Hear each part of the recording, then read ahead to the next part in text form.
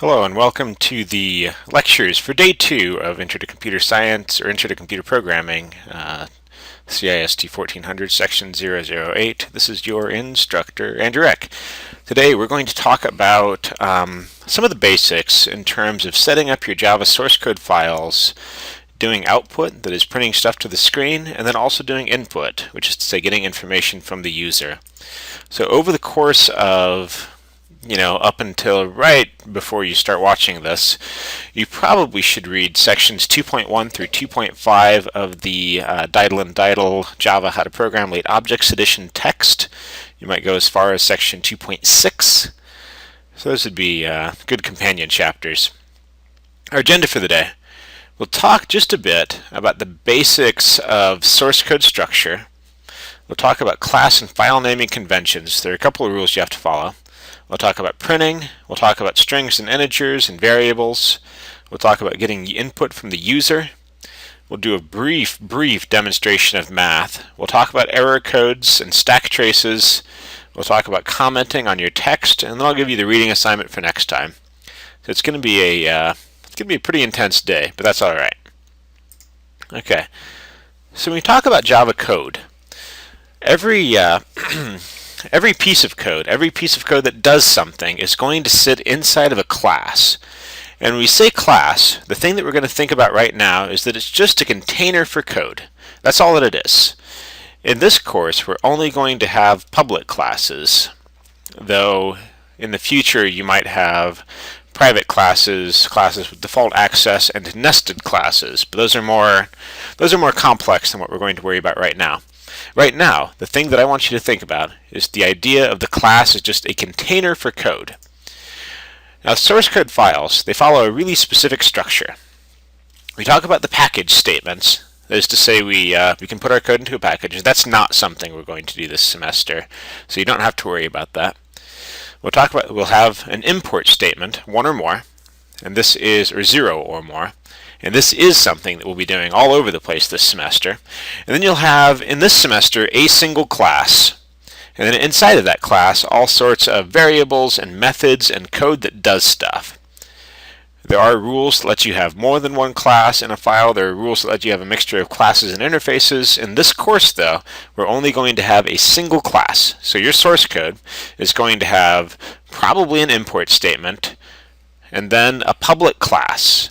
And that public class is going to have a name that exactly matches your file name, with the exception of the .java extension. Remember that your source code files have to end with a .java. So if your file, for example, is called helloworld.java, it should contain inside of it a public class hello world. So let's make that happen. So what we're going to do is going to navigate to a folder that I've set up in on my Loki account. And then from this, we're just going to we'll make a hello world. So I'll use the cd, change directory command, to move into my samples folder, which I've already created. And then from there I'll move into unit 1, day 2. And these are things that I've already created, but if you want to make them, you can create them with the make directory, mkdir command. So you do that, we're in our folder, and we can see right now that there's nothing in it. And so what I'm going to do is set up our hello world file. This is a thing where you're more than welcome to follow along with me. So let's type vim, V-I-M, hello world.java.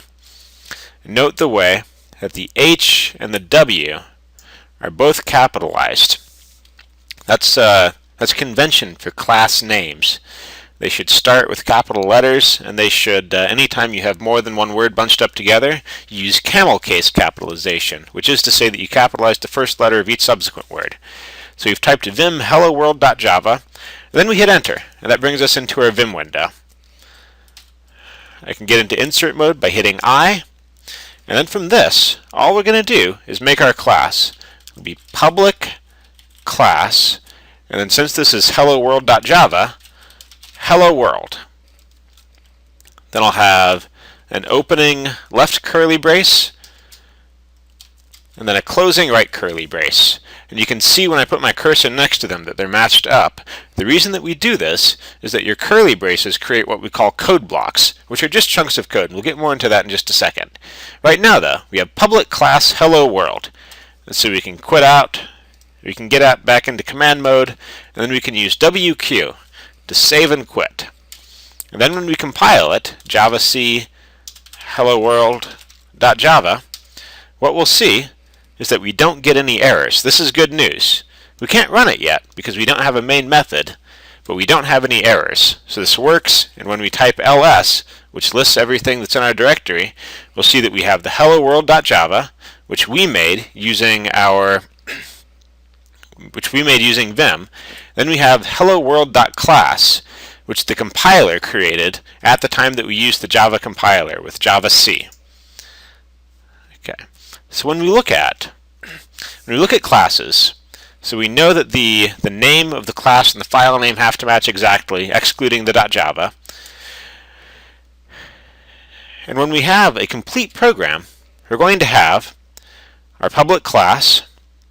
We'll probably have a main method, which we create using this public static void main parentheses capital S string open square bracket close square bracket args close parentheses open curly brace. That sets up our main method. We'll look in more depth here in about a month and a half at exactly how all this works, but for right now you can think of this as sort of a magical incantation that you just have to have. And then inside this we have the system.out.println hello world. And so what we're going to do is we're going to type this exactly, and then we're going to run it, and it's going to be pretty okay. So if we can get back into our file, get back into insert mode, I'll make a blank line. The compiler ignores blank lines. Public static void main string args. Helps to actually type that correctly. String args. And then inside this, system.out.println hello world. We'll close the curly bracket inside of our main method, and then we have already our closing curly bracket for our class. A thing that I want you to notice how everything inside the main method, from the method declaration all the way to the closing curly brace, is indented one level deeper than our class declaration. And similarly, everything inside our main method, that is to say the stuff between the curly braces, is indented one level deeper than the curly braces. This is convention for code blocks. This is how we make sure that what we are doing is easy to read. Now, this is a thing that you can practice as well. Just making sure that every time you have a curly brace, when you go down to your next line, you just kick your cursor one tab over. It'll work out well. Okay, so this is going to work. And here in a second we'll go back and we'll look at why this works. For right now though, we're going to save and quit, and we'll just trust that it works. We'll clear the screen a bit. javac hello world .java. That's going to compile it, and that'll create our class file. We hit enter, and since it doesn't tell us anything, we know that there aren't any mistakes with the compile time. It doesn't mean there aren't any errors, it just means that the errors weren't caught by the compiler. And then we can run it with Java hello world. And what we'll see is right here, the phrase hello world appears to the screen. This is kind of exciting, and it's an example pretty similar to what I already showed you in the previous lectures, but we're going to look at it in a lot more depth as we continue. That's the end of this particular video, but when we come back, we'll talk more about classes, about the main method, and about printing. See you in a bit.